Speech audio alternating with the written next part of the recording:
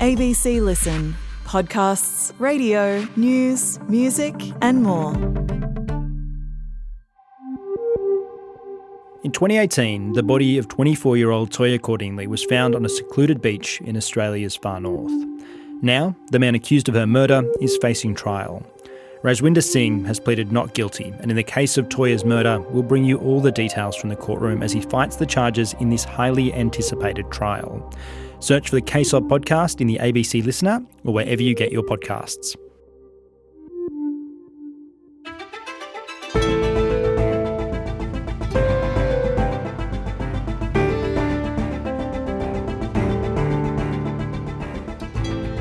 How is it that a neo-Nazi rally targeting Jewish people was allowed to take place on the steps of the New South Wales Parliament? Why is it that the same group of people who want a white Australia could be allowed to form a political party? Today, extremism expert Josh Roose explains what's going on with the neo-Nazi groups and why they now need to be banned. I'm Sam Hawley on Gadigal land in Sydney.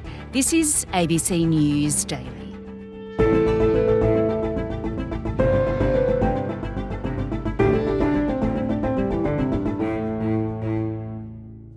Josh, let's start by discussing this protest outside the New South Wales Parliament. Just paint a picture for me. What was going on? What were we seeing? What we had here was effectively the National Socialist Network, the neo-Nazi group that have been operating around the country, parading in front of State Parliament of New South Wales with an anti-Semitic slogan on their banner under the rubric of the White Australia Political Party, which is their new attempt to establish a political party to run in elections.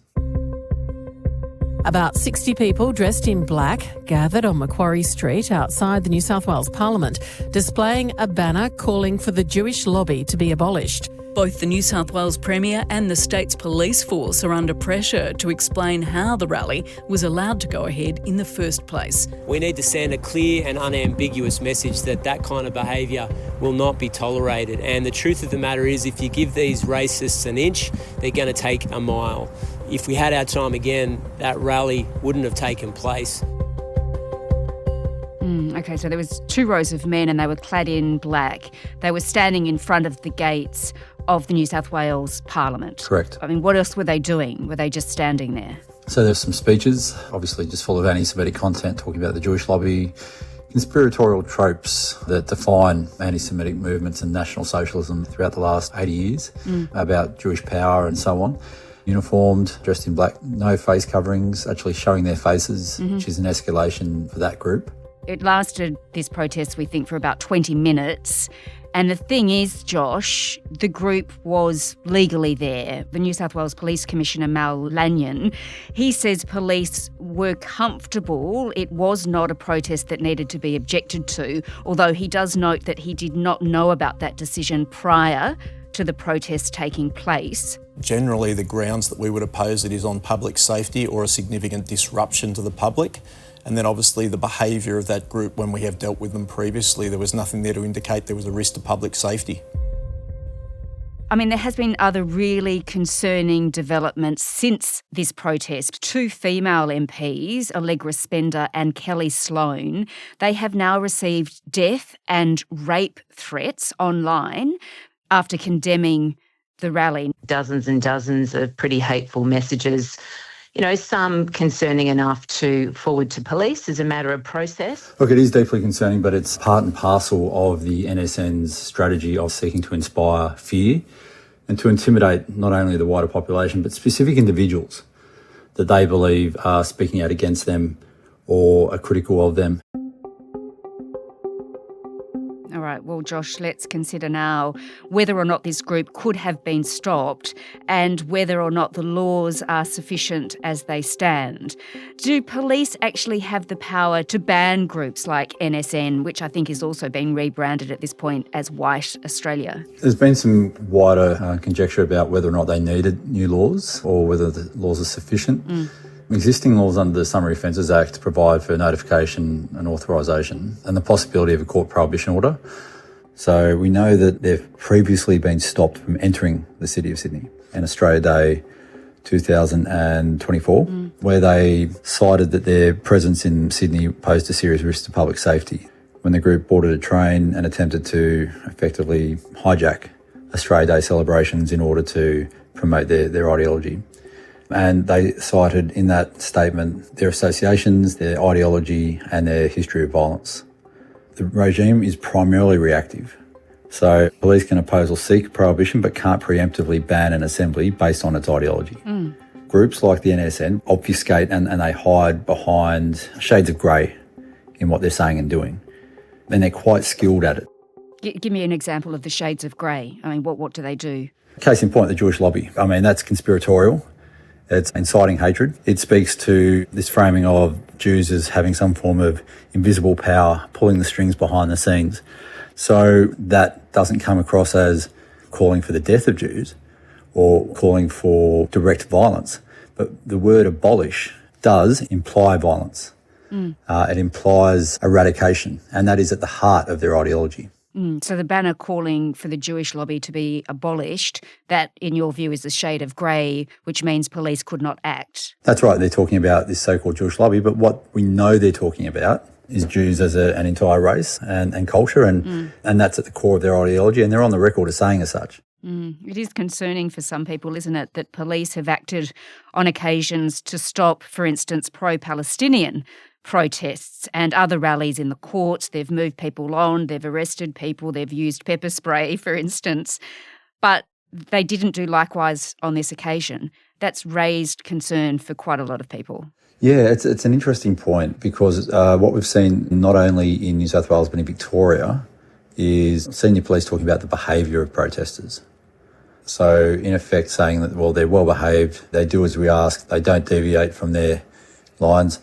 And that's a bit of a misnomer because public safety doesn't just relate to movement through a space. Public safety also arguably extends to the expression of hate and incitement to violence. So you could argue that their rhetoric and the speeches and everything else speak to a deeper attempt to incite violence. But also critically here, we've seen a framing of these rallies almost as respectable. Now, people have the right to protest and they have the right to express views, but when those views cross that threshold into either incitement to violence or hatred, you could argue there's no space for them in a democracy.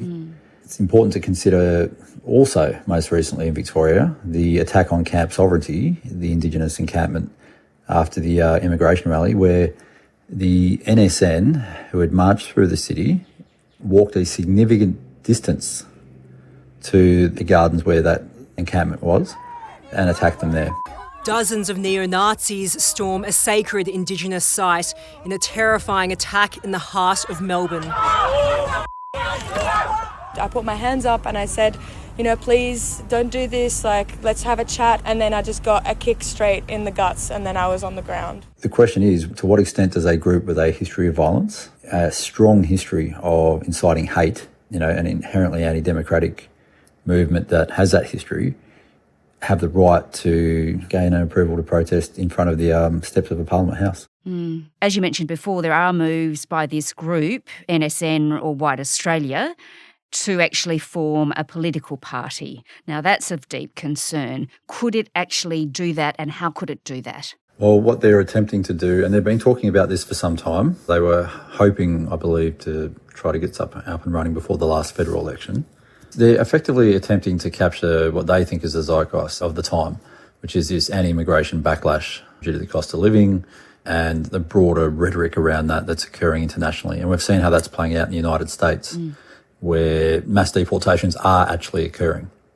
So they're drawing inspiration from that and they're attempting to build a similar movement here. To do that, they need to capture the ground to the right of the Hansonites and others. But they believe there's a space to do that. And they are seeking to go through a formal process of capturing 1,500 members and then registering and then running in elections. That implies a reasonable level of funding because to run a candidate in every major seat would require, tens of millions of dollars. But they may attempt to run in targeted seats in order to gain a balance of power or at least have some influence if they were to be elected in a tight or a hung parliament. That's their best case scenario. Now, the critical question here is to what extent, because they might frame themselves as the White Australia Party, we know that they are effectively the NSN, National Socialist Network. So to what extent does their track record prohibit them from being registered as a political party? Now, there's a strong case that it does, but that would also very likely be heard in court and be pushed through the legal system.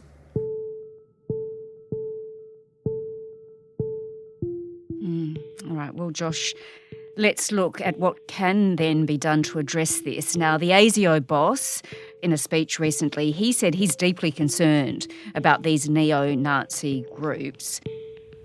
And even if the organisation does not engage in terrorism, I remain deeply concerned by its hateful, divisive rhetoric and increasingly violent propaganda, and the growing likelihood that these things will prompt spontaneous violence, particularly in response to perceived provocation. So why not just ban them? Why haven't they been banned already, for that matter? There's a strong case for banning them. To unpack why they haven't been banned, it's fundamentally probably two layers to that. The first is that we're a democracy and we allow extremes of thought and practice, and we're loath to ban groups. Where other countries, for example, are quite quick to ban groups like Hizb ut-Tahrir, Australia hasn't done so. Hizb ut-Tahrir are an international fundamentalist group that argue for the emergence of a caliphate, which is a form of effectively Islamic global governance, inherently anti-democratic. And I think there's a general understanding that extremism is not ideal, but it's also an acceptable part of Australian democracy to the extent that it allows people to effectively buy into the system and people to decide. And it's that libertarian conception of the marketplace of ideas. That said, it's unacceptable where that crosses that threshold from political extremism to political violence or religiously motivated violence. So to actually threaten, harass, intimidate, incite, or to carry out actual physical violence against other groups. And that's the line at which Australian democracy is typically drawn. So we do ban terrorist groups.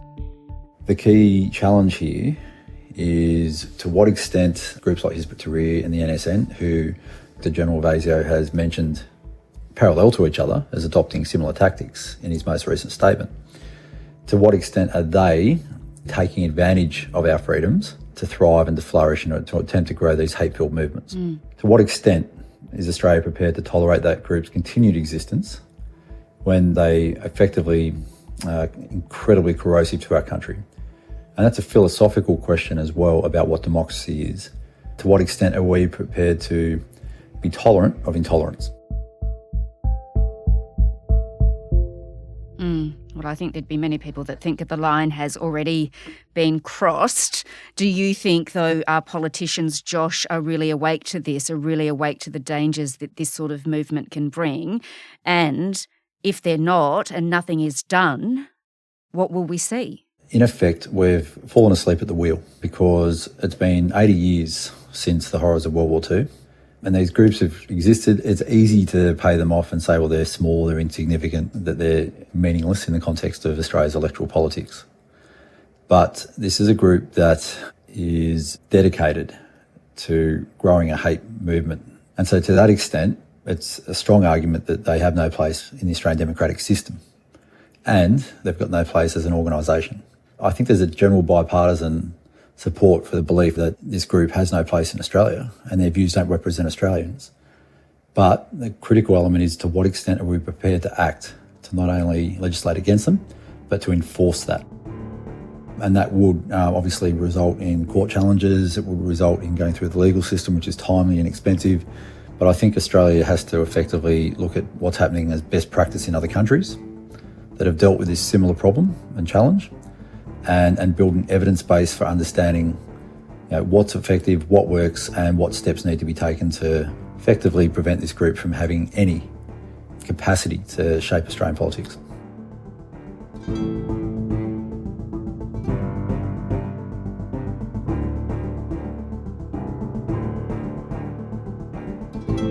Josh Roose is an extremism expert and an associate professor in politics at Deakin University. This episode was produced by Sydney Peed and Jessica Wukyanov. Audio production by Cinnamon Nippard. Our supervising producer is David Coney. I'm Sam Hawley. ABC News Daily will be back again on Monday. Thanks for listening.